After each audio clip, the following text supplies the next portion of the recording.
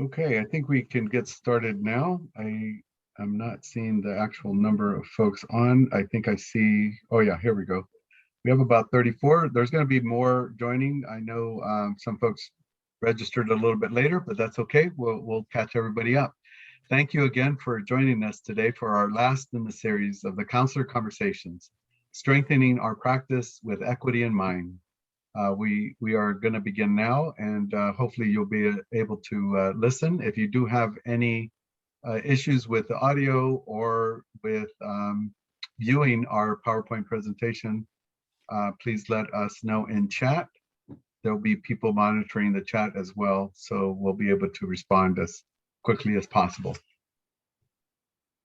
Let's go on to the next slide. Thank you.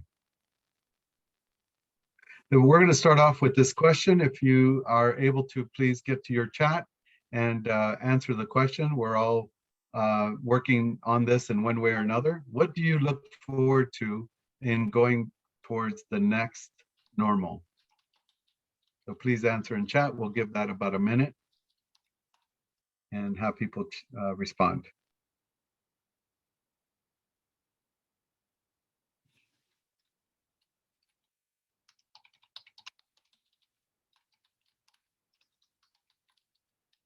Someone says, seeing my students face to face. Thank you, Lupe. Please feel free to add your 2 cents about what you're looking forward to.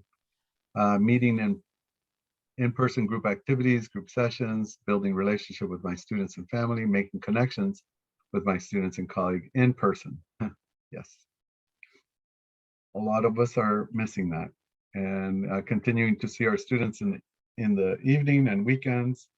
Welcome everyone to the innovation that transpired from this is a big change. Absolutely everyone is in agreement, I think. Forced us to do things that we didn't know we could do. Continuing online technology that I've learned, giving students the choice to meet face-to-face as well as online. I'll read one more. I am looking forward to having greater flexibility at work now that we have ability to work online, and it already went away. So you're keeping the please feel free to keep adding what you're looking forward to in this next normal. Of course, we continue to experience deep challenges, not just with because of COVID and the associated impacts on our economy and our families and our health, but also with the social justice reckoning that our country is still going through. It's been exacerbated by the pandemic, of course. And we all know what that might mean for our individual communities and our communities as a whole, the challenges of racism and structural racism that is embedded in our institutions and the work that we need to help address that. So in that context, there's a lot going on, and I know people are starting to prepare for the end of this semester as well. So there's a lot going on. Thank you so much for participating in this session with us today. We hope that you will enjoy it and also learn and take some things away for your own community and your own work. Next slide, please. So this session is focused on the topic of counseling, data, and accountability. Specifically, and the number of things that we've been discussing in our planning group is how SCIF, guided pathways, caseload management, and beyond, with all of this that's going on in the colleges, the things that you're juggling and working through with all the changes that have occurred, even during the pandemic, how do we keep our students at the center of our focus and our work? And that's, we hope that what we put together in the speakers that you'll see next is a really rich conversation that we'll have today. And we hope that will continue from beyond today. So let's move on to the next slide, please. We always do this land acknowledgement, and we won't read it today just for the sake of acknowledging and moving to our panel as quickly as possible. But we want to thank our colleagues at the UCLA American Indian Studies Center for this land acknowledgement that we know we walk and sit and stand and speak from a land that was belonged to our indigenous folks, and we're we're on this land and we need to be respectful of that. So thank you for this land acknowledgement that we used. Next slide, please. We also look forward to inviting you to join us on the counseling network that's been around now for 10 years or so. This is a place for engagement, for exchange, for sharing ideas or sharing announcements. It's become, I hope, a place for those of you who are participating in it, a place to go to get latest information and exchange with your colleagues at your campuses. So please join us. You should be receiving an opt-in link in the chat. And we'll come back to this at the end as well. Thank you. We have a good number of folks that have been working on the roundtable planning for a number of months since last year. And this is a team effort. So I'll just quickly read off the names here. Dr. Robert Howdigi from Fullerton, retired but consultant with Career Ladders. Heather O'Shea, also a counselor at Chabot College, and runs a fairly strong, robust community of practice for her counselors there at Chabot. Also working with us on the team. Luca Danos, who's probably the one linchpin of all of this work, bringing it together. Counselor retired from Diablo Valley as well, and consultant to COP. Dr. Patricia Patricia Avila, I have her on my mind, counseling faculty at Riverside City College, and also has been a part of this planning team. Derek Majors, who is a faculty at LA Trade Tech, and also a counseling consultant with Career Ladders Project and the CACN. And then, of course, lastly, but most importantly, also we have Christina Sandoval, who has been our planning team member, organizing us as much as possible, as best she can. We also have an additional member of our team not pictured, and that is Adela Flores, who's helping out in helping us with the background work of Zoom, because Christina is going to have to leave shortly. So we'll move on to the next slide. Thank you all the team members for your great work. We wanted to quickly go over, this is, as you can see in the slide, has all the roundtable sessions. They've all, I believe, all been recorded, maybe with the exception of one, but we will have available for you at the Career Ladders website a compilation of all of them, and you can go and view them again if you like, or let us know if you have any questions about them. But primarily the purpose of these roundtables, as you could see in the slide, that really wanting us to be a place where we could connect counselors across the community college system, and not just counselors, I'll also add student service professionals who are engaged with and supporting students in multiple ways. So engaging in the student-centered conversation is all about this roundtable sessions that we've been having, and then of course sharing strategies and practices to address practices of problems and also solutions to move forward. And there's quite a number of things that people have shared that have been challenging, but in a community like this, there is some hope around work that we could do together to go forward and support students in improved ways. Thank you, and we can go on to the next slide. I'm happy to say that we have two special guests this morning or afternoon now to start off our conversation in this very quick review of what's been happening from their point of view. So we have Dr. Zav Dadabhoy from Bakersfield College, who also is the president of the CSSO Association. And I wanted to just quickly introduce both of you, and then I'll introduce individually so that we can have our time with you, which is going to be short but powerful, I believe. And then next, we'll also have Dr. Tiffany Welter. She's a counselor at Los Medanos College and also has just completed her EDD study around counseling and guided pathways. So to begin with, Dr. Dadabhoy will highlight some things for us, but I wanted to mention I have really recently just met Dr. Dadabhoy. We've had several conversations. I saw his presentation for the system-wide conversation around guided pathways and counseling student services work, and the importance of the work that's done from a counseling student services perspective. And I really appreciated that so much, I reached out to him right away. And Dr. Zav Dadabhoy is, again, the Vice President of Student Services at Bakersfield, brings a lot of depth of knowledge to the work. And I want to get him started right away. And I think we have one slide that will help kick off just a quick image of what we're dealing with. But let's go first with the question. The question for Dr. Zav Dadabhoy is, let's go back. Oh, here it is. What are the primary initiatives that are driving today's college redesign? And that's your question to begin with. And I think there's an image to go along with that, but we'll pop that up as you get started, Dr. Let's go on to that next slide. Good afternoon, everybody. I am thrilled to be here with you today. The question that is being posed is actually a very timely and a very interesting question.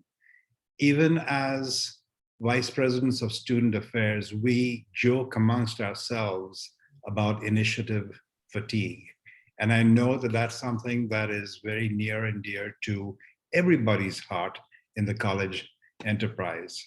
You know, there's so many different things that are happening in our industry, in our community college system, that every time you look around, there's something new that is being proposed, or there's something that is an evolutionary or a change-oriented ethos that requires us to sort of change the way that we are working or are sort of addressing the profession that we have all chosen to be in.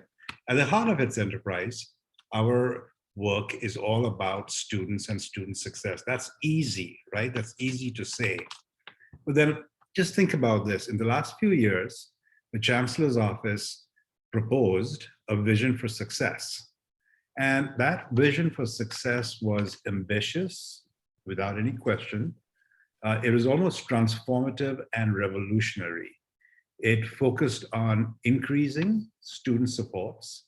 It focused on revising barriers or reviewing barriers, on a structural basis to ensure that student progress, student completion, and student success semester to semester was something that became a focus for the entire college, not just for student services areas, not just for advising and counseling. And really, the whole ethos now is shifting to focusing on anything that keeps our students on the path and busting down every single barrier. The vision for success is truly ambitious, and it has promoted several different initiatives. So in an era that we had plenty of initiative fatigue, along came a whole bunch more. And you know, it's kind of an interesting ethos. And those of us who have been able to roll up our sleeves and get to work have been really successful and have been energized by the work that has been laid out for us. You know, for example, you know, students were getting stuck in remedial education. We saw that. Students who were placed 2 and 3 classes below college level were hardly ever progressing to a college level class. At Bakersfield College, when we did the data analysis, students who were placed 2 classes below were only 2% likely to get to a college level class. And that just didn't make any sense. So AB 705, for example, was timely. It was a good opportunity for us to address that and to harness that as a part of our tool belt. The same thing in terms of what is the concept of a class? What is the concept of instruction? A 60-unit face-to-face class was one concept, but now very rapidly we are moving towards an era where it is the out-of-class supports, the supplemental instruction, the co-requisite tutoring, and those kinds of lab elements that are becoming a part of even our lecture classes. And so it's a question of resetting what is a unit of instruction. The same thing applies to all kinds of different technology initiatives. I mean, along with all of these different initiatives that I've been talking about, along comes COVID, and we get into the online environment, and suddenly from a profession that is really based upon face-to-face interaction, one-on-one interaction, we had to change, we had to evolve, and we had to move into Zoom environments, into different ways of working with our students. The vision for success was just the start, right? I mean, AB 705 was one element of it. The technology evolution that has taken place is clearly there, but then there were also other technology solutions that many of our campuses are using, either EAB or student starfish solutions, or any of those other advising and student success metrics and technology solutions that we are all learning how to use. Along the way, we started to change the way we thought of our work. And the framework was set really by the Guided Pathways movement, right? And so all of these are opportunities for our profession and for us as a group of scholars and practitioners to be a team of leaders to demonstrate how we are key as a group and as individuals, how we are key to getting students onto the path. We used to call that student onboarding, and we used to think that was just admissions and outreach. But now we're looking at everybody being involved at that.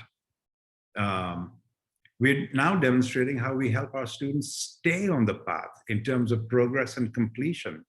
And ultimate is completion and transfer, right? So we're all working together, faculty, staff, counselors, to help with that transfer modality that the vision for success is calling us for. See, leadership is not just the doing. Leadership is the process of inspiring others, empowering each other, and trying to get the best out of our system. We all have different tools in our tool belt, and sometimes our tools are not very sharp. But leaders go about taking that and sharpening it. People are remarkable. If given space and motivation, people will never fail to impress. Look, implementing all these different initiatives was not simple, it was not easy, and it was not fast. So for example, AB 705 has been instrumental in opening pathway options to our students in terms of time and opportunity, and has allowed our students to get on the path faster than ever, which is fantastic. I mean, time is everything. Time is opportunity, time is money, time is success. And just for the purpose of a small note, in terms of equity, AB 705 has ensured that people of color have had a chance to pass their classes at unprecedented rates. Now, at Bakersfield College, I want to suggest that we recognize that at the heart of our student completion work is a core of highly energized, visionary counselors that are the glue or the pivot point of our work. You know, we work within completion teams at Bakersfield College, and each team includes a dean, a counselor, an advisor, financial aid staff, career center, job developers.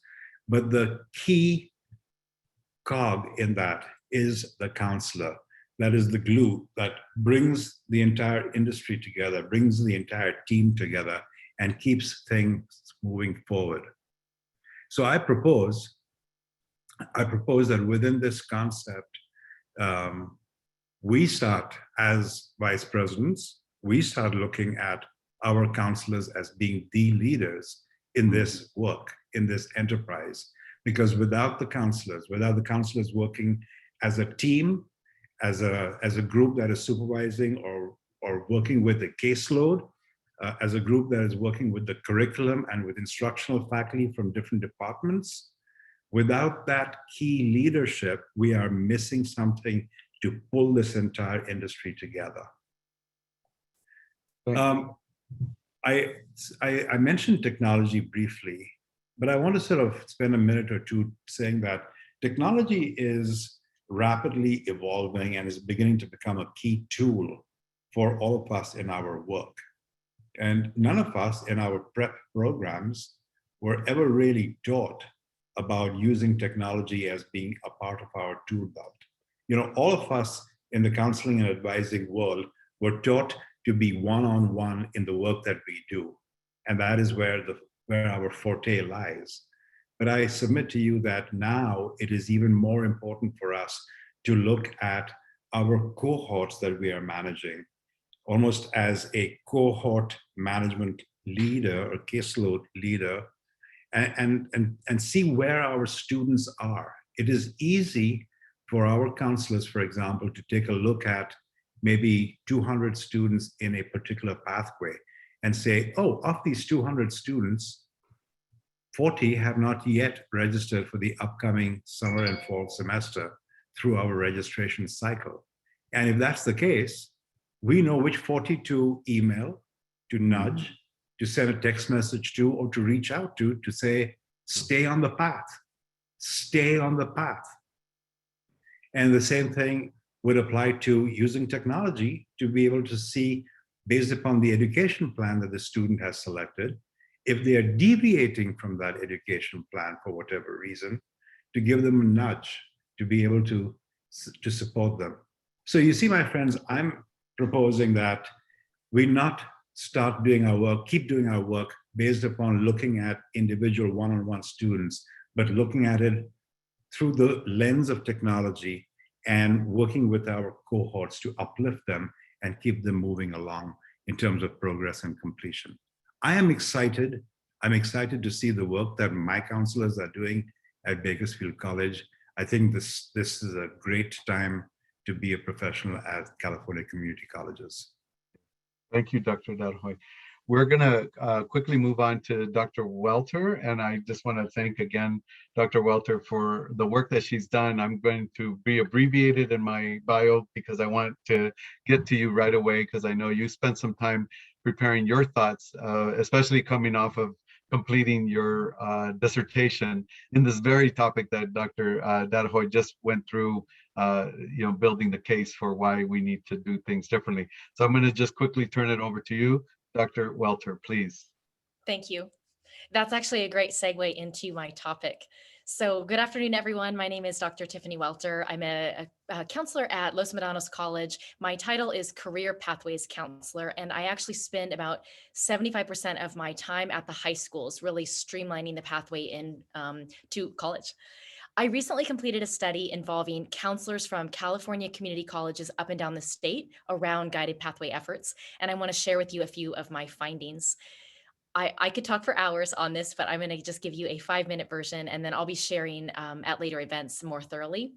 So the question of how are counseling faculty participating in the transformative work that is being initiated, I want to share 4 points with you that counselors are finding effective. They are providing more student services, almost like wraparound services. So not only colleges offering accessible student services, but they're also doing more to ensure that counselors know when and where to send students when needed.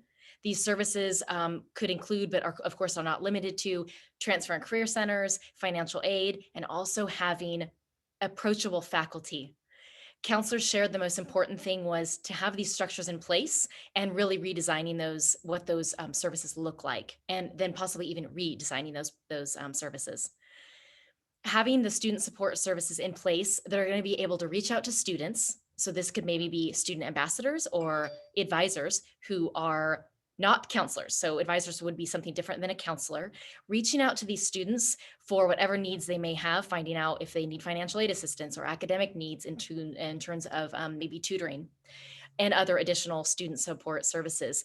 So this is an equity approach. It's having a holistic view of students, and having these wraparound services can really help. I know as counselors, we probably all have wanted this for many, many years. And the issue was scalability, but we are jumping in full-fledged right now. These counselors are making sure these students are connected to student resources, and again, also to instructional faculty. Another point I want to make that really stood out for me was counselors are having, and this really goes along with wraparound services, but counselors are having even more strong communication with students. So in some colleges, students are being informed of who their counselor is. That's not something we've done in the past. So they are letting them know who their counselor is and how to contact that counselor. We have in the past sort of waited for students to come to us, and we have found that that's not very effective for the majority of our students. These counselors not only let their students know options for classes and programs, but these counselors are communicating with their faculty. So the faculty of the classes the students are taking, they're communicating with them about their student progress. Students love this. They're seeming to really love this. These students know how to contact their counselor and get answers they need. Having this strong collaboration and communication between counseling and faculty has been really imperative. Third, providing specialized or embedded counseling. So we can probably unanimously agree that selecting courses can be confusing for students, along with just the whole process and the systems that we have set up at community colleges or colleges in general. They're also sometimes students are also unsure of what student services they need and what's available to them. We all know students who have come to us 3 or 4 semesters in, still not knowing what student services are available to them. Many student surveys have been done both formally and informally, and students tell us they like to see the same counselor and they like to feel like a part of a community. So everything that I've sort of described, what am I describing here? I'm describing a lot of like learning communities. This is a lot of what we do in learning communities already. So with specialized or embedded counseling as an element of guided pathways, students are getting a more holistic and personalized experience, very similar to what we're already doing in learning communities. Lastly, one last thing I want to share with you on what counselors are finding very effective is the use of sort of a case management approach. And that is including counseling, contacting those students, gaining those students' trust, and also offering program maps. The colleges are a little bit more student-centered than even before, using early alert systems, and again, having that case management approach. They're using intrusive or proactive counseling. They're calling and emailing students and helping students get what they need. This is even more, building even more trust with these students.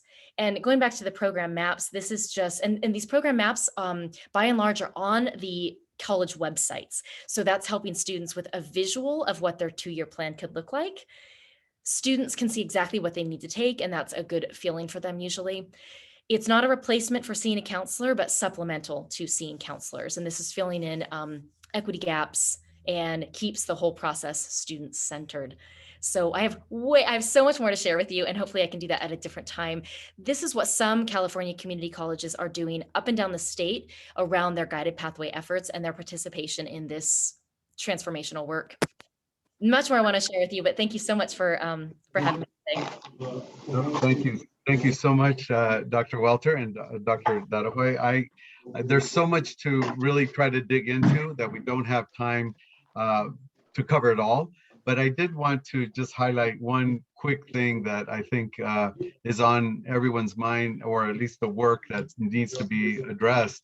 And that is something I put on the back screen here. And I don't know if you can see that. I'm going to put it in the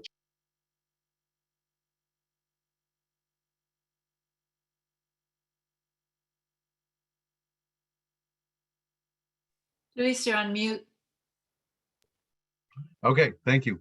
I put in the chat, just to begin our quick conversation between the both of you, the enrollment challenge that's faced by the California community colleges right now. If you haven't seen this, it's an interactive map that shows the drop, and you can find your own college and get that. So I wanted to use that as the backdrop. And as I mentioned earlier, that I used that image in the back to relate to this issue of the community colleges being at a crossroads after suffering through this pandemic and the situation that we're all going through. On top of all that, we have enrollment challenges that are pretty significant in some cases. So I wanted to start off with that, Dr. Welter and Dr. Dadabhoy, in light of what you shared, what you learned in your dissertation and what you know in your leadership position, Dr. Dadabhoy, how does the enrollment challenge also play into the work of in front of us as student support services, counselors, and professionals? I think we've got to stop looking at enrollment from a butts in seats kind of concept, which is an old way for us to look at enrollment. honestly, we've got to start reframing it to the perspective of getting students onto the pathway and keeping them on the pathway. We are better off if we are able to retain our students, because 70% of most of our enrollment across the state comes from our existing students who are coming back. The issue sometimes is, do they come back? Do they get distracted? Are they engaged fully to stay on the pathway with a full load of classes so that they can complete within 2 years? So I'm suggesting that we reframe that enrollment work from a guided pathways perspective. Get them on the path, keep them on the path, and keep them in as high a unit load as possible, so that we can get them out of the door and transferred. Retention is good, but retention more than 2 years is a little too much. Thank you. Thank you for that, Dr. Welter. I have one quick thought around this, and I sound like a broken record. I'm always saying this. I'm a huge proponent of going out to the high schools. Go out to your feeder high schools and get engaged. It's something way beyond setting up a table at maybe a lunchtime or a break time and hoping that the students walk up to you with a tablecloth that has your college's name on it. Something way beyond that. That means reaching out to the principals of these schools, having a meeting, a sit down face-to-face meeting or Zoom with these principals and with these counselors who are meeting with these students. So that is going to tremendously help with enrollment. It already has at Los Medanos. I can't say that, I can't highlight that strong enough. So someone asked that question in the chat already about the work in the high schools, whether or not your colleges do that work. And I know in your case, Dr. Welter, you're the primary person doing that work at your college. In Bakersfield, Dr. Dadabhoy, how has counseling been used to connect with high schools, whether it's counselors at the high school or students directly? We are at every one of our 42 feeder high schools. We start the work in November every year, and it's a full-blown cycle of developing a relationship with the students and the counselors at their level and in the high school. It's been difficult this year because of the pandemic and because most of high schools were closed, but we still found a way to get into Zoom sessions that the high school faculty enabled for us. Really, I do think that Dr. Welter is correct, that developing that relationship with our high schools is pivotal, it's key. But we also have a very, very strong dual enrollment program, and that dual enrollment and the early college systems that we are developing are also key to some of the enrollment cycle as well. With that, as an extension of that dual enrollment conversation, some colleges are using dual enrollment as part of their equity agenda or toolbox of work that they can do with high schools to prepare the students to come in or experience college early. I think, Dr. Welter, you call it early college experience or something like that. Can either of you speak to how dual enrollment is used as an equity tool? I'll let you start.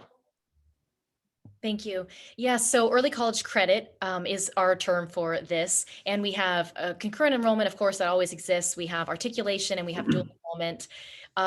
We also have, Luis, I was just sharing with you in a private conversation about a College Connect program that we have with one of our feeder high schools, and it is phenomenal. And hopefully we can really, really get that to scale. It's where students are taking an academic course and a counseling course, and they also have me as their counselor at their high school. So I'm a college counselor, and they also have a high school counselor. So this program is extraordinary as far as equity, because anyone is invited in the program, and they can't be too far behind in units for high school. That's really the only caveat that we ask about, because it doesn't make sense to take a college class if you are behind in high school. It's really hard to catch up that way. So there are some caveats, but otherwise, as far as equity goes, we are inviting any high school student who is a senior to take these classes. That's probably the best example I have is our College Connect program, we're calling that. And that's with one high school, and we hope to see that throughout our 13 high schools soon. Thank you, Dr. Welter. And if you could just make the quick point, because we're going to have to wrap up now. Sure. Dr. Dadabhoy. Just a couple of quick facts. We have roughly 38,000 students, our headcount population at Bakersfield College, and about 15% of our FTES comes from dual enrollment. So dual enrollment is something that is embedded into the work that we are doing. This May, we are graduating about 3,000 students, but 470 of them are actually graduating with their associates before, about a week or two before they get their high school graduation. Thank you, Dr. Dadabhoy, and thank you both. This has been a great few, I know it was a short, compact time, but we got into some pretty meaty issues, and we hope this sort of spurs on the thinking for the next panel. And I hope we can get the PowerPoint back up and showing so that we can go to our next segment. Thank you, Dr. Welter. Thank you, Dr. Dadabhoy, for the spending time with us. And I hope you continue to stay with us so that we can engage with you after the panel speaks and talks next. So I want to turn it over to our wonderful facilitator for this next segment, and that's Dr. Patricia Avila. I don't see her slide here, but she's going to be up next to present and talk about the panel that's coming up. She'll be facilitating. Thank you, Dr. Avila. Please take it away. Good afternoon, everyone. I'm really happy to be here. It's starting to get a little sunny here in Lake Elsinore. So I am going to be introducing today's guest panel. Today we have with us Dr. Monique Greene, Associate Professor of Counseling and our Guided Pathways Coordinator at Riverside City College. We have Professor Jesse MacEwan, Counselor and Senate College President at Ohlone College, and Gabriel Martinez, who is the Counselor and I believe Department Chair for Berkeley City College.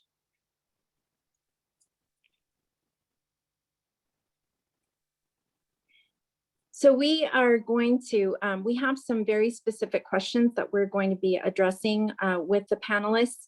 I just want to bring everyone's attention to sort of the format that we're going to be using. So if you could go to the next slide. So for any questions or comments that you might have in regards to what our panelists speak to, if you could put them in the chat using the format, indicate the name of the speaker and your question. For example, Gabriel, how do you, and we can go from there. So our first question, if we could go to the next slide. Today's discussion is going to revolve around data and accountability, you know, we're talking about data and accountability in regards to counselors and how counselors contribute to it, et cetera, and how we utilize it. We're looking at college goals, benchmarks, and student progress. We know in the discussion so far, for example, Dr. Dadabhoy has you know, mentioned the different initiatives and legislation that we are faced with. So we're going to start off with the accountability piece. And I wanted to go ahead and ask Gabriel to go ahead and get us started. Gabriel, could you speak to how do counselors contribute to data and accountability on our campuses? How are we using data to frame our work and work towards our equity goals? Thank you, Patty. Thank you all for having me here. Yeah, I think that in general, counselors have a unique view of how our institutions function. We teach, we're involved in many projects. For example, we're heavily involved in guided pathways often. And we also have a very macro level view of how student services functions. So not everyone has that view from so many different perspectives of how the institutions function. So having us involved in data is a huge advantage to achieving equity goals. A few examples of things that are happening at my campus. We were able to work with institutional research to develop tools that allow us to quickly gather lists of students based on GPA, ethnicity, how many units completed, whether they have a student ed plan completed or not. And that allows us to be involved in efforts to target students. It could be by ethnicities. We want to focus on disproportionately impacted students, for example. And what I want to mention about tools like this is that we were fortunate to be involved in the building of the tool, so on the front end, which was unique. Often tools are dumped in our laps, and when we start playing with them as counselors, we realize we can't do much with it, or we see that it has potential, but there's not a lot that we can do with it because it's already set in stone. So any chance that folks get to be involved in the front end development of tools that are put in your hands, highly encourage folks to advocate for that. And also we've been fortunate enough to have data that goes to Sacramento pass by us before it's finalized, which is great because often that data, it doesn't include the counselors, and we might notice something. For example, we had a discussion recently and looked at some data, and a lot of our non-credit data wasn't being processed properly. So we were able to point that out and work as a team to make sure that gets captured properly. So front end and back end, I think that we can contribute so much if we're included at the table. Thank you. Dr. Greene, I'm wondering if you could share a little bit about how counselors on your campus have contributed to leadership with regards to how data is being utilized for accountability purposes. I think when I first started thinking about this question, I didn't really realize how much data we use on an everyday basis.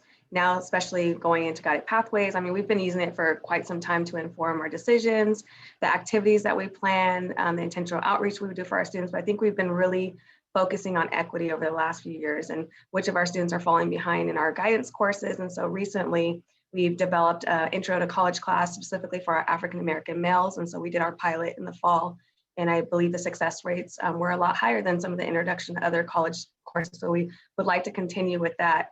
But specifically, we have pathways at RCC. And so each of our pathways, our counseling team has been taking on identifying which students have like 45 units or more and intentionally outreaching to those students who don't have SEPs with those 45 units or more.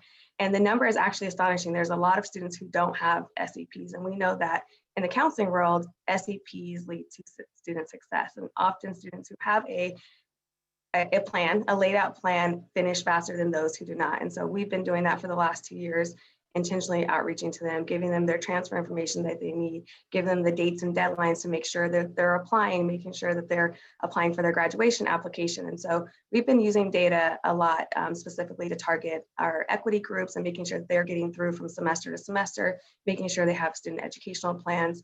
And also another big focus is our probation, our dismissal process, really looking at the amount of students that we have that are going into probation and dismissal. What populations of students those are? How do we intentionally reach out to them, provide them with the support that they need, timely interventions, and then also to decrease, I mean, our ultimate goal is to decrease the number of dismissal students that we have, not only at RCC, but within our district as well. And so we've been heavily focusing around that. But those are just a couple key things that we've been doing with our data around our equity groups. Thank you, Dr. Greene. Jesse, I know on your campus, you have you play a big leadership role as academic senate president. So I'm wondering if you can speak a little bit about how you as a counselor and perhaps your other peers and colleagues are advocating for changes in policy and structures on behalf of students and utilizing that data to advocate for those changes.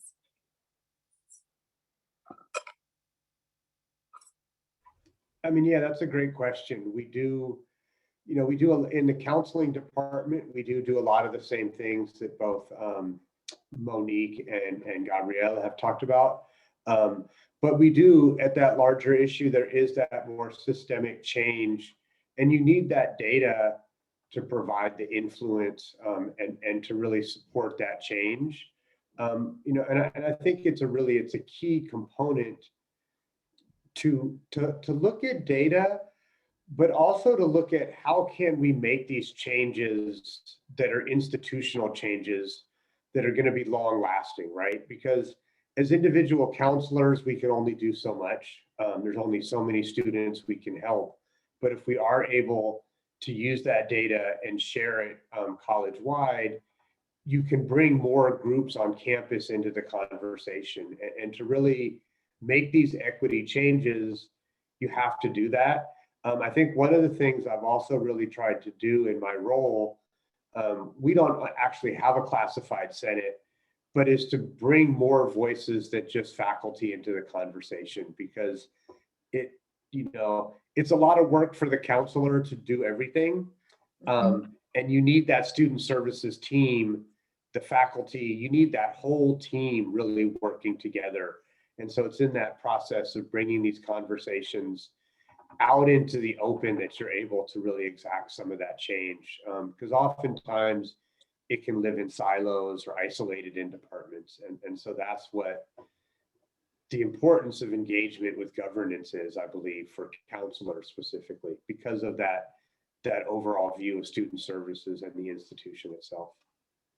Absolutely. Thank you. Dr. Avila, can I jump in there? I think Jesse makes some really good points that I don't think a lot of us have really touched on. When we think about data, a lot of times we think about the quantitative data that we get in Excel sheet versions or Power BI.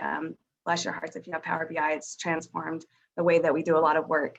But thinking about qualitative data and thinking about when we're looking at quantitative data, that's a student, that is a person, that's a human that we have to touch in their lives that we have to touch. And so I think we've done a really good job, and I'm not just saying at RCC, but across the state, of bringing the student voice to the table and having them voice their opinions, their concerns. We know that when we do a lot of these counseling surveys, that students really enjoy things like EOPS and TRIO and CalWORKs because of the support that they receive from the counselors, because of the ongoing relationships that they're able to build. And so bringing them to the table and saying, what do you think about this? How did you feel when this happened? Or, when you're in this particular class. And so really looking at that qualitative data on the same level or the scale that we would use quantitative data as well to help inform some of our decision-making processes. Thank you. Heather, do we have any questions in the chat at this point regarding this first question? Well, yeah, actually, there were a couple of questions. Let me find it here. Sorry, I'm scrolling around. How much has data? Oh, we lost you. Did the counseling session? Oh, can you hear me now? Sorry. I think yeah. How much has? Yeah, you can or you can't. Sorry. No, I can hear you. I can hear you now. Okay. How much has data challenged or aided the counseling session? And what has been one interesting thing that you've learned from data? Okay. Does anyone want to tackle that in particular? Hey, this is Jesse. I'll jump into that first one. I think it's kind of key, and I'll talk a little bit more about this later, but you've got, for me, I don't want to speak for other counselors, but for me, it's if you look at the data too much in an individual session, you lose sight of that student, right? And what data does is it kind of gives you an overview of a typical student, but it doesn't help you with that student necessarily right in front of you. And so if you get too caught up in the numbers, you can lose sight of the person directly in front of you. And so for me, that's what I'd say a challenge I found more than an aid with looking at data in an individual counseling session. I agree with Dr. Greene that the ed planning tool, that having that ed plan is so critical for students. And so that's a way that data helps in that session, right? But it's gotta, I think for new counselors, I don't want to steal my thunder for later, but it's that balance of getting comfortable in your role and knowing this information and not having to think about it, right? And I think that's one of the biggest challenges that we all face is we got into this profession because we're passionate about the work that we do and the ability to transform lives. But when we're new, we think too much, right? And so you've got to get back to that comfort place where you're like, okay, I'm in my zone. I'm a huge basketball fan, right? I'm a diehard Warriors fan, been that way for my whole life. And so it's for me, it's thinking about how do you get to be as close to a Steph Curry in your role as you can where you're not thinking on the court, right? You're just able to do it. And I think that's one of the challenges and benefits of data. Anyone else? Gabriel, did you want to say anything about the interesting part of data, what you find most interesting about it? Yeah, I was thinking a little bit about what Dr. Greene said earlier. We also are using Power BI, which you mentioned, and the ability to having these data sets that allows us to do very targeted and strategic outreach sort of sets seasons almost, right? So for example, there was the example of, that the deadline to petition to graduate's coming up, and now you can pull a data set of who's over 45 units maybe, and strategically outreach. And that, I think that aids the counseling session in the sense that we have these seasons. And so not that every appointment's the same for like 2 weeks, but that when you're outreaching, and if you get a good response, there will be these seasons of weeks where a lot of students are coming in to focus on a specific thing.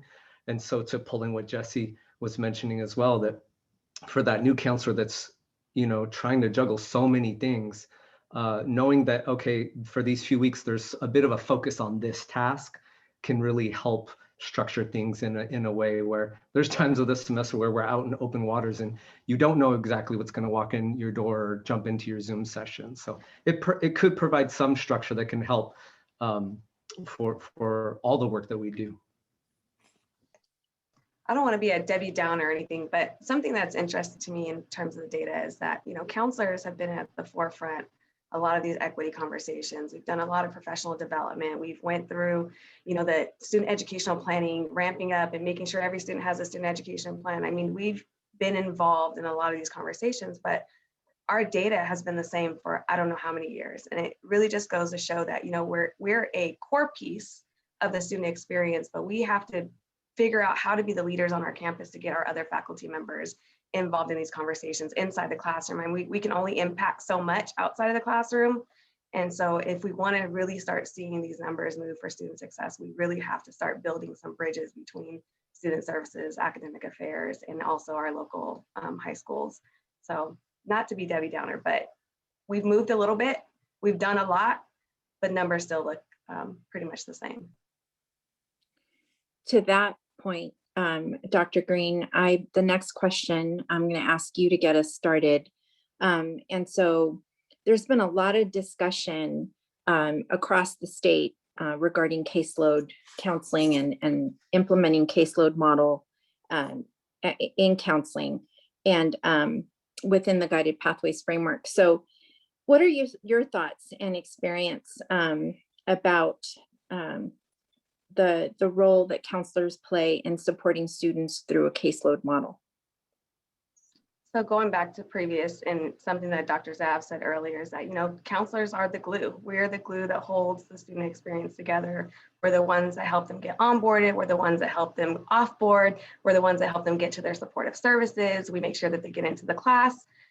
They come to us with their concerns with their faculty members within the class too. I mean, so we are a central component to our student success. And being in a lot of conversation as a guided pathways coordinator over the last 3 years, moving towards this caseload approach seems so abstract for so many different counselors. And it really blows my mind because we have some amazing programs across the state, historical programs across the state, such as EOPS, TRIO, CalWorks, Umoja, Puente. I mean, I can go on. There's so many different programs that have this sense of caseload style approach that we really could learn from, that we can benefit from. Their success rates in those programs, specifically for our equity groups of students, are a lot higher than students who come through non-supportive programs, should I say. So really, how do we have this conversation of how do we take the programs that we currently have that follow some type of caseload approach and really move forward and scale that up for all students. So that way, not just the lucky 1,000 get to participate in this student success team support, this holistic wraparound support, but all of our students who walk through our campuses on every day kind of get those. So what would it take for us to move in that direction to really support them in that manner? I know RCC, we had a lot of challenging conversations, a lot of difficult conversations, probably more difficult conversations than we probably wanted to have. But we finally moved to an area of realizing that when we do these counseling surveys, students love going to these supportive programs because of that sense of belonging, because of that inclusion, because of that intervention and hands-on walking through the process of getting them through their educational journey. And so, you know, just being able to build on that, to learn from that, I think RCC, we've really taken it to the next level and building, you know, these pathways and student success team support where students come in, they know who their counselor is. It may not be, you know, we haven't really got there where it's like a 500 to 1 or everyone in here, I'm laughing, 500 to 1. It's realistically like 1200 to 1, right? But at least they know and they can identify and they know that Gabriel is my counselor, Jesse is my counselor, and or these 3 people are here to support me through this journey, and they're going to make sure that I get into the right space at the right time in the right place to make sure that I'm successful. So I think we're moving into the right direction as a state in terms of the guided pathways implementation. I just really hope that we find the funding and the additional resources to make sure that students are able to receive this experience. Dr. Avila, you're on mute. Sorry, Jesse, do you have any thoughts on the caseload model and what's happening on your campus? And I'll have Gabriel chime in too. Yeah, I mean, quickly. Sure, of course. Sorry about that. I mean, for me, I think one of the things for me that's exciting about a caseload model is getting out of the 4 walls of my office. You know, I think that when I went to grad school back in the early 2000s, we had to go to an orientation program at San Francisco State. And one of the counselors there talked about, we have this model where we wait for the students to come to us. I think that was mentioned earlier. But a lot of times students are nervous or have a negative connotation of counselors because of what counselors mean in high schools, right?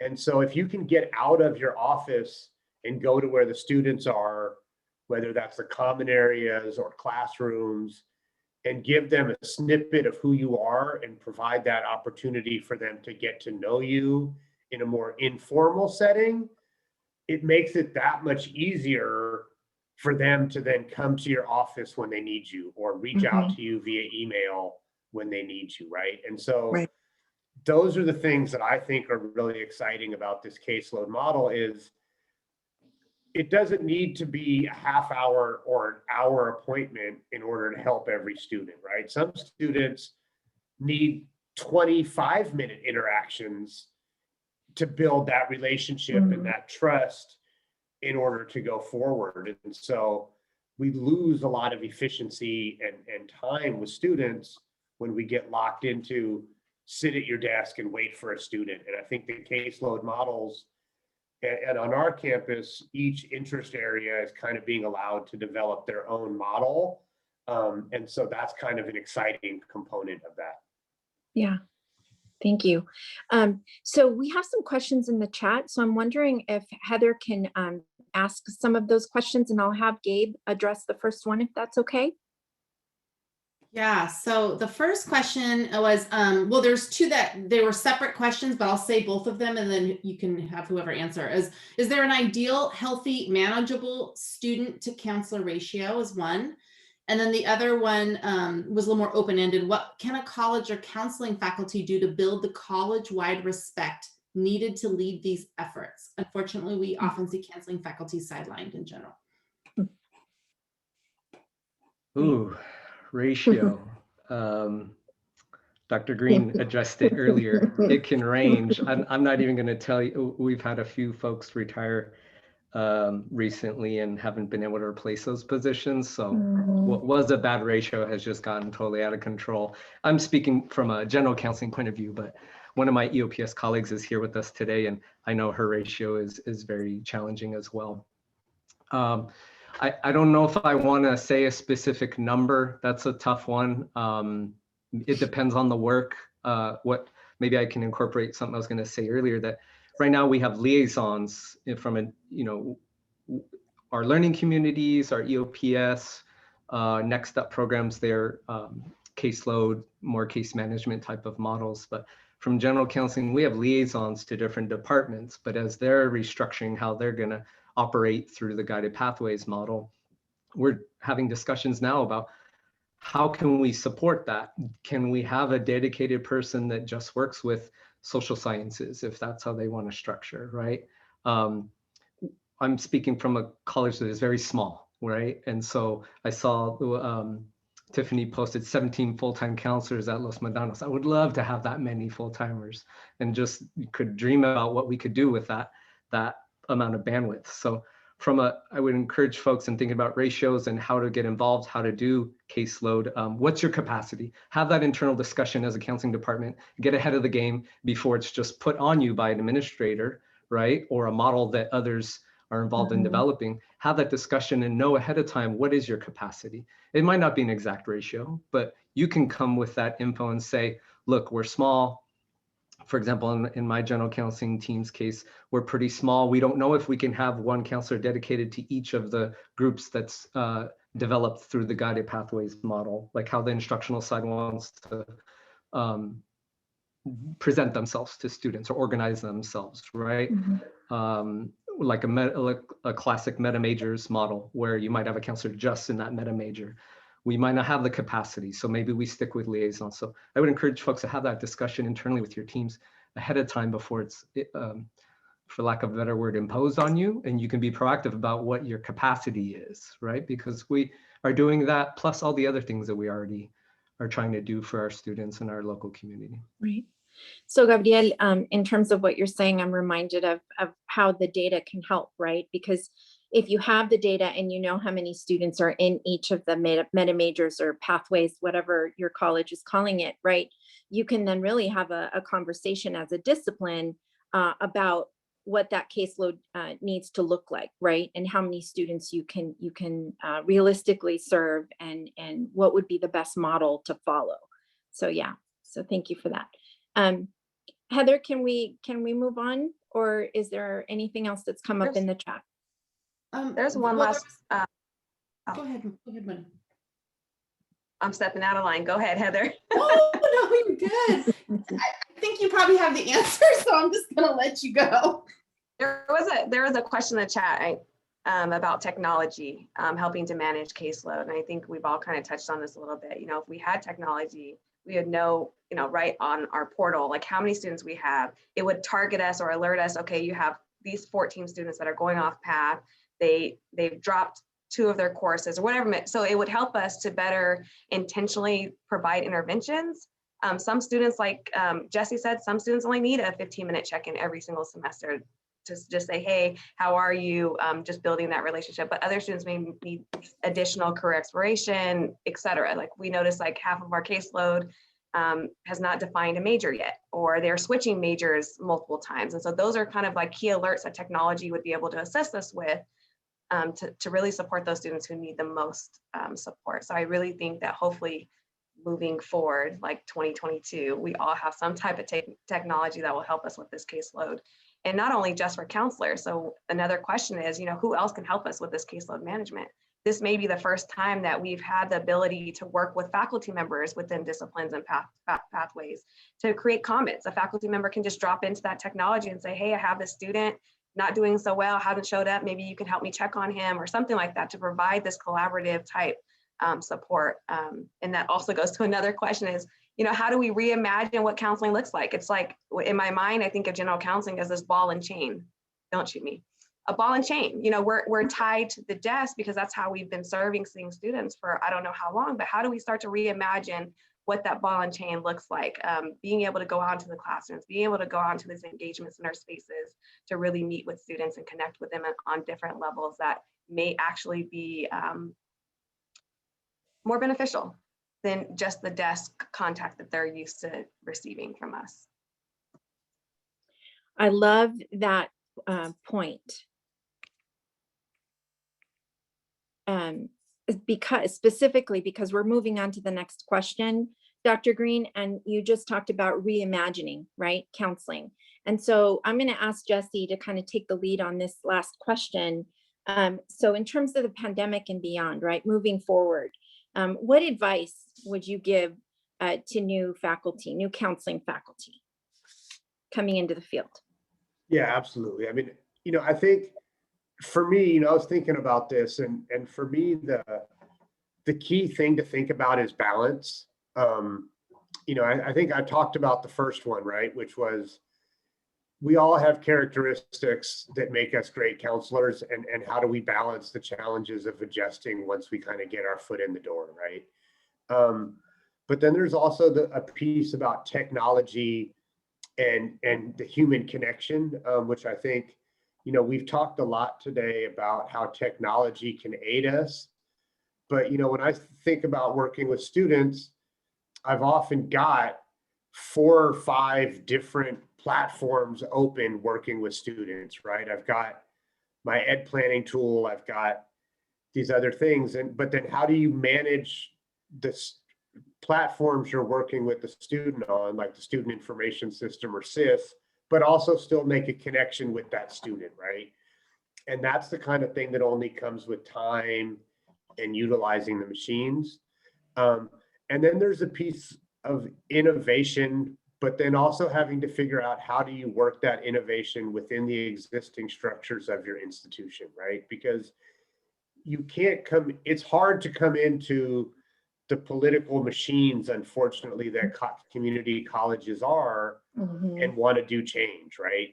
It's not something that people are always open to. Another big piece is work-life balance, right?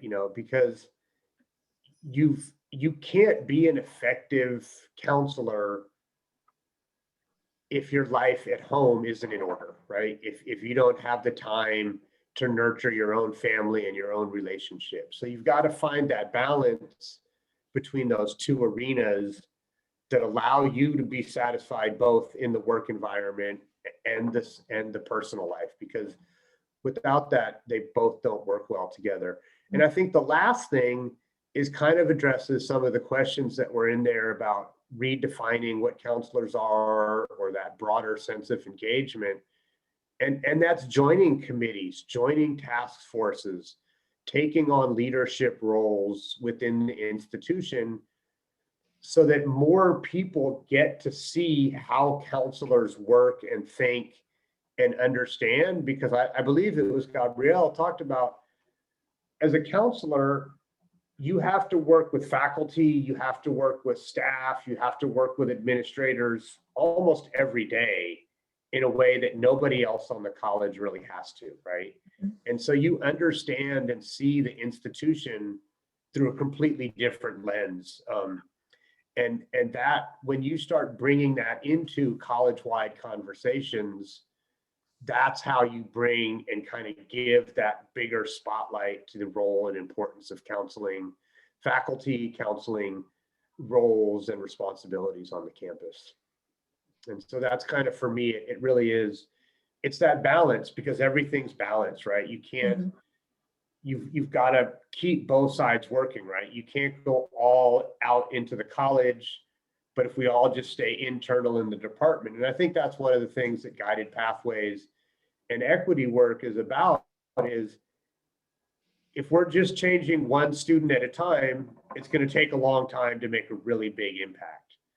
But if we're involved in policies and procedures and strategic master plans and equity plans, that's where you can really make that longer lasting impact in for that work. Yeah, that's a really powerful message. Thanks, Jesse. So for the sake of time, Gabriel, and I'm going to ask Dr. Greene to do the same, but just one thing, one piece of advice that you would give someone coming into the field, what would it be? I would build your career counseling skills as much as possible. In some locations, some campuses, that's a specific person does it. I think if I had to guess, career counseling is going to become a bigger role in general counseling departments in the future, as we hopefully technology gets to the point where it can automate a lot of the transactional work that we do that isn't really why a lot of us got into the field. There's so much paperwork and processes that we have to do to get the students or get to the task completed. And we're hoping that the technology catches up. We can free ourselves up from doing that and maybe focus more on the career piece that showing the students, you're not just here taking these courses, this connects to possible career options. And that's all related to the guided pathways framework, right? Right. So really cultivating that craft, right? Dr. Greene. Well, I've always been a rebel since I've been a new counselor. So I would just definitely say be authentic. I think for our new counselors coming into this space, you've probably had one of the hardest interviews that any one of us have probably experienced because of our work on equity, because of our intentional focus on serving students and through this pandemic. So congratulations and welcome. So be authentic. We still have a lot to learn. And so a lot of you guys have great innovative ideas. So don't be afraid to share what those ideas are, what you think about it. We need that new innovative juice in these spaces a lot of times. So be you. Absolutely. So I can't, can you see why we ended the series with this group of folks? I mean, they're awesome. And so we're so appreciative of you guys being with us, everyone, all 5 of you. So we're moving into our question and answer time with our participants. And so I'd like to go ahead and open it up to questions. Heather, what questions or comments have come up in the chat? So a couple questions. One was, and it was kind of, I think, somewhat addressed, but I wanted to say it again in case anybody had anything else to add. What can a college or counseling faculty do to build the college-wide respect needed to lead these efforts? And do you want me just to list a couple questions or just stop there? Yeah, no, let's go with one more and then I'll go ahead and open it up to the panelists. Another question had to do with what are some useful tools that you can recommend as to working with undecided students? Okay, so the second question was useful tips to work with undecided students. What was the first one? It was more overarching. What can counseling or college faculty do to build the college-wide respect needed to lead these efforts? Unfortunately, we often see counseling faculty sidelined. Right. Okay. So who would like to take the first question regarding how do we strengthen the role that counseling faculty plays at our institutions so that we're not set to the side? Paraphrasing. I think being a part of the governance structure is extremely important. So being part of your participatory governance process, your committees, your council work, I think that's extremely important. I think now with this guided pathways implementation, it's allowed us to kind of bridge some of those connections with faculty. I know at RCC, we invited a lot of our key faculty leaders into our space to kind of just sit in and do a counseling appointment with us so they can actually see what it is that we do on an everyday basis. They were blown out of the water. They have no idea what it is that you actually do in your space. A lot of them don't. I won't say all of them, but a lot of them don't understand what it is that we do on an everyday basis. And so I think that has grown a level of respect for counseling faculty at RCC, just seeing what is it that we do, how we support students, especially now in the pandemic. We're answering emails, phone calls, text messages every day, all day, 7 days a week to really support the students and making sure they're getting the support they need. So I would encourage you all to do that. Have them come in and sit in on a counseling session. Great. Yeah, just to kind of piggyback on that, the degree mapping sessions have also worked like that because those often play out like a counseling session, but you're counseling the faculty. And so that's another great way to do it in a way where they kind of see the magic happen, because it is when it clicks, someone's like, why didn't I have this? Or how have I not known about this? And I talked about it earlier, but I'm a big proponent of like just going into classes and introducing myself. And I think that that's a really great way for students and faculty to kind of get to see that connection happen. And then also I just would piggyback on the get involved in governance and planning and really show your overall view. Right. I was going to see if Dr. Dadabhoy had anything that he wanted to add to this particular piece, especially in the role that he plays at his institution as vice president and the work that he's doing with the counseling department. I really love what Monique and Jesse just said. Be active, get out there, get involved. Curriculum committee needs counselors, needs multiple counselors to be present. Adopt a couple of departments and go out of your office in your counseling center and go visit the departments during their departmental meetings. It'll be amazing how much more you know about the curriculum that they have put together than they themselves, because they do not understand what it takes to for a student to complete. They do not understand what it takes for a student to transfer. So getting out there and showing how much you all know, I think is fantastic. Thank you. So the second question that was in the chat had to do with ways in which we can work effectively with students that are undecided. So I'm wondering if anyone can speak to that. And then I was going to see if also Dr. Welter, if in your study, in terms of the work that you saw with guided pathways across the board, if you could also address that as well. I can just quickly mention, we have a faculty advising model, and maybe it's not the best term, but basically what that means is we have lead people in the instructional departments who can be that go-to person we can refer students to who are interested in careers in that area, who are interested in a certificate or degree, or even just taking some courses, but are still in that exploratory phase. So that's been a really helpful tool at our campus.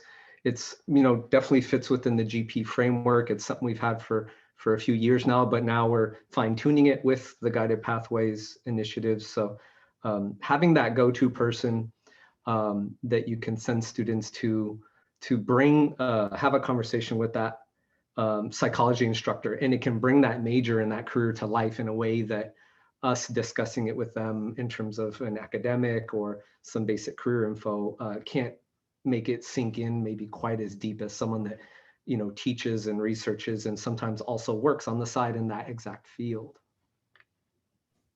I love that example because it's a great, I think, window, right, for students to really see a completely different part of it. And you're partnering with instructional faculty, which I think is the whole goal, right? That we're all supporting the students collectively. It's not just counselors supporting students. So thank you for that. Dr. Welter, I'm wondering if you can speak to maybe some of what you ran across in your study, but also the work that you're doing, given the fact that you work in very closely in the high schools with students. Yes, so I'm listening and reading. Was the question about undecided students? Yes. Oh, okay, great. So yes, I can talk about Los Medanos and also what I found in my study. There was some meta majors for some of these colleges who offered, rather than a meta major of let's say health sciences, they had an exploratory major. And in that exploratory, sorry, not major, sort of meta major.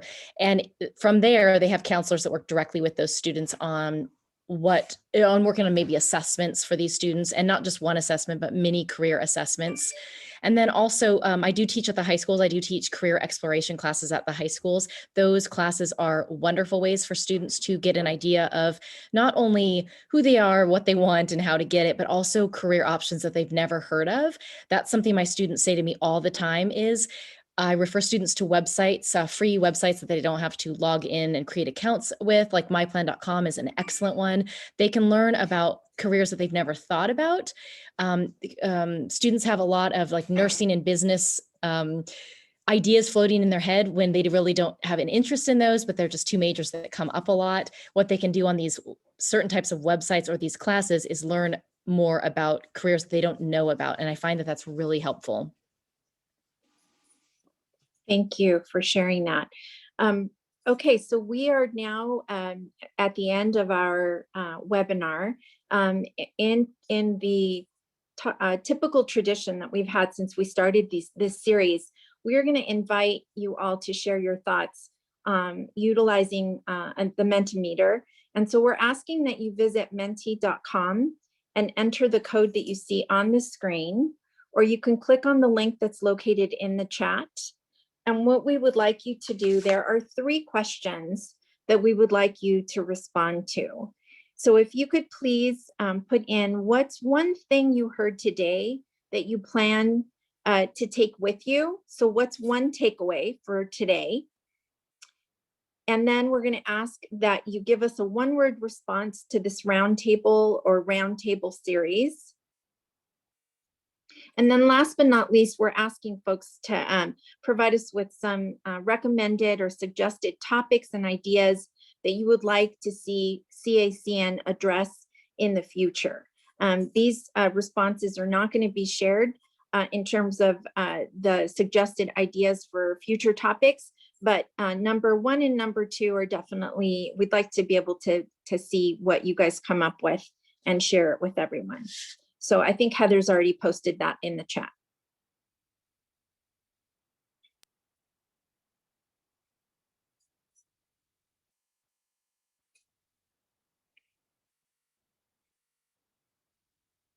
Can we go to, oops.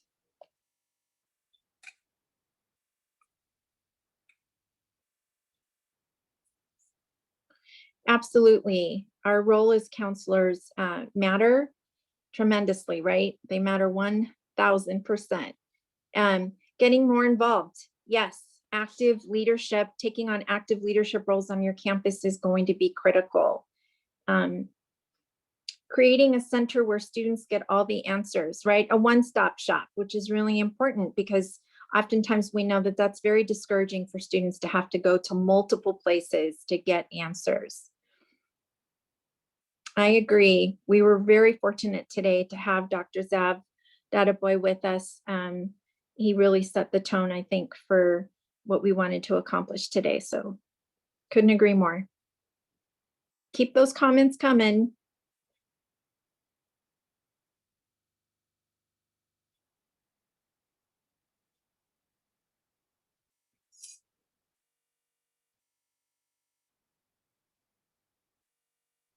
So there you see this word cloud. Biggest, most powerful thing was that it provided information. So we're really, really happy and excited to see that. It definitely has been inspiring and very validating. I think all of our panelists and speakers did that for us today. We also want to let all of you know that a toolkit will be emailed to registrants. There's going to be a landing page where we're going to go ahead and include this information for you all. You guys can go ahead and see creativity, right? Finding ways to be more creative while engaging the students. Helping undecided students, absolutely. If you have the opportunity, I would encourage you to check out Dr. Welter's study. There's some really helpful things there. Preparing data collection tools early, yes, absolutely, to facilitate quicker changes. And it's obvious that as counselors, we do a lot. We absolutely do. Want to find ways that students really get connected to counselors and that we can validate and affirm, right, their connection to the institution.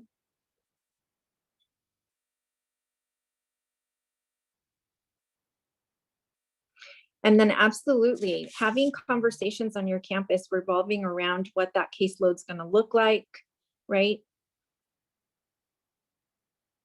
So I'm going to hand it over to Luis. And I want to thank everyone for your participation today. Thank you so much, Dr. Avila and everyone on the panel. What a rich, robust exchange that was. And I'm so glad that it was recorded because I for one will go back and listen to it. Thank you all for participating, for engaging with us. Thank you to the panel planning committee and to our wonderful speakers. We already mentioned that you'll be receiving the toolkit, and it'll also be on the CLP website in some form so that you can come back to it and check out materials and information. We really are hoping that you will join the CACN network. It's really a community of learning. We've already shared the opt-in link, and I see that it's on the chat again. So I'm hoping that we could just rely on those of you who join us to be engaged. I know many of you read the material on the CACN messages back and forth. but have little or no time to participate. But it makes us feel good that at least we know you're looking at the material, using the material in exchange. I don't know if we have any other slides next after this, but we want to again thank you all for making the time. This has been the series that we just completed today, with April 23rd being the last day. Thank you again for joining us. Is there a next slide? I don't know if there is, but maybe it was just that was it. So I want to thank you all for joining us again. Thank you, Lupe, all of you for such great work, and our admin team, the program associates, Cristina Sandoval and Edad Flores. You all have been wonderful. We look forward to coming back in a new capacity to share new ideas and new information. In the meantime, please reach out to us. We look forward to hearing from you. Let's keep the conversation going. There's much work ahead, and we'll need to get to work. There's the hill that we're climbing is pretty high, and I know if we follow Amanda Gorman's advice, there's a lot of hope still, even though in the face of great sadness and despair. So let's keep it working. Be the counselors you were meant to be. Thank you all.